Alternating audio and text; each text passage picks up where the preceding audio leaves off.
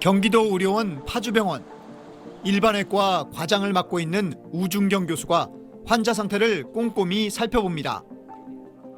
이어 젊은 수련의와 함께 영상의학과를 방문합니다. 정확한 진단과 수술 방법을 찾는 60대 선배 의사의 모습은 후배 의사에게도 큰 공부가 됩니다. 은퇴를 앞둔 우 교수는 병원 내 의사 부족 현상을 실감하고 최근 시니어 의사 제도에 지원했습니다. 의사가 부족한 건 저희 사실 뭐 내과나 그다음에 이비인후과, 안과, 비뇨기과 이런 거는 좀 구하고 싶어서 계속 올리거든요. 구인을 올리는데 지원자가 없고요. 그래서 그걸 파견 의사라도 보내달라고 대학병원에 요청하는데 대학병원은 본인 병원도 의사가 모자르다. 보건복지부는 은퇴 또는 은퇴 예정인 의사들을 채용하는 공공병원이나 보건소에 지원금을 지급하는 시니어 의사 채용 지원 사업을 2년째 운영하고 있습니다. 경기도도 정부 정책에 맞춰 국비 50%, 도비 50%로 사업 예산을 확보했습니다. 지금 17명을 지원하고 있고요. 필수 의료에 좀 의사 수가 부족하기 때문에 저희가 그 부분을 11명을 좀 지원을 하고 있고 나머지 6명은 이제 마취라든지 뭐 이런 부분들에 지금 배치를 하고 있는 상황입니다. 지난 2024년 기준 경기도의 인구 1000명당 의사 수는 2.7명, 서울의 4.7명보다 적고 경제협력개발기구 평균 3.9명보다 낮습니다. 시니어 의사들만으론 근본적인 해결이 쉽지 않은 상황입니다. 경기도는 일단 시니어 의사 채용을 확대하는 한편 도내 의료 취약 지역들이 수도권 역차별을 받지 않고 지역의사 선발 지역 등에 포함되도록 꾸준히 정부에 건의할 방침입니다. SBS 최호원입니다. 경남 김해시 생린면. 고혈압 등 만성질환을 앓는 71살 신광식 씨 집엔 약봉투가 수북합니다. 신 씨에겐 집에서 600m 떨어진 보건지소가 생명줄이나 다름없었는데 마지막 남은 공보위가 떠난다는 소식에 걱정이 앞섭니다. 가면은 집보다 거기가 더 편하고 잘해주시니까 하지만은 이제 그렇게 혜택을 주시다가 갑자기 안 된다. 3,300여 명이 거주하는 면에는 의원이 단 한 곳도 없는데 보건지소 입구에는 이렇게 4월부터 공중보건이 수급 부족으로 진료가 불가하다는 안내가 붙어 있습니다. 의사가 부족하다 보니 이곳의 공보위는 인근 지역의 주민들까지 진료를 해왔습니다.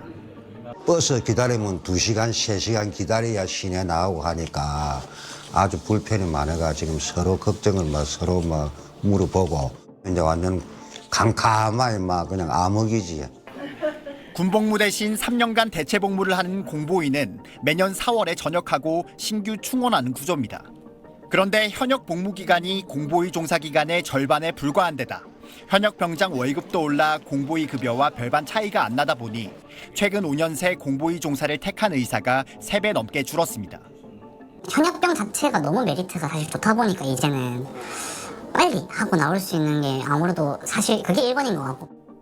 올해 전국의 보건지소 5곳 중 4곳은 공보위가 한 명도 없을 전망인데 지자체에서 연봉 2억 원을 제시해도 의사를 구하기가 쉽지 않습니다.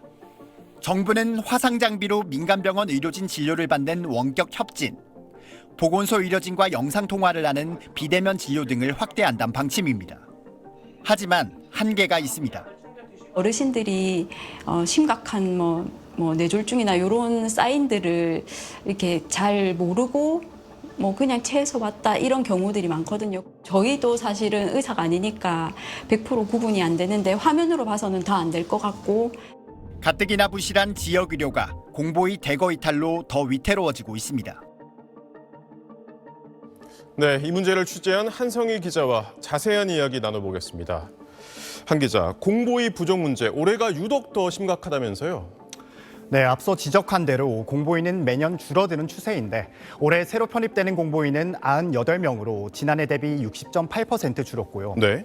이렇다 보니 전체 공보위 숫자도 올해 593명으로 지난해보다 37.2% 감소했습니다. 네. 제가 김해시 생린면에서 취재한 공보위, 그러니까 이번 달 보건지소를 그만두는 공보위는 전역을 하는 게 아니라 다른 지역으로 배치되는 사례였습니다.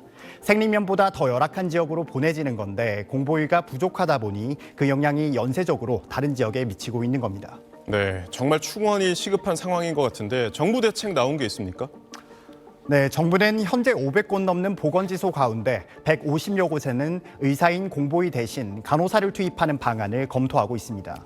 이 간호사들은 보건지소보다 더 외진 곳에서 보건진료 전담 공무원으로 어르신들 건강을 책임져온 인력입니다. 그럼 간호사의 빈자리는 누가 채우느냐의 문제가 있고요. 네. 또 보건지소를 찾는 어르신들의 대부분은 물리치료를 받으러 오는 분들이거든요.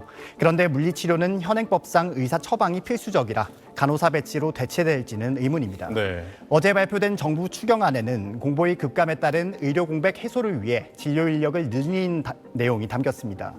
국방부와 복지부는 또 공보의 복무 기간을 기존의 3분의 2인 24개월로 단축하는 방안도 검토하고 있습니다.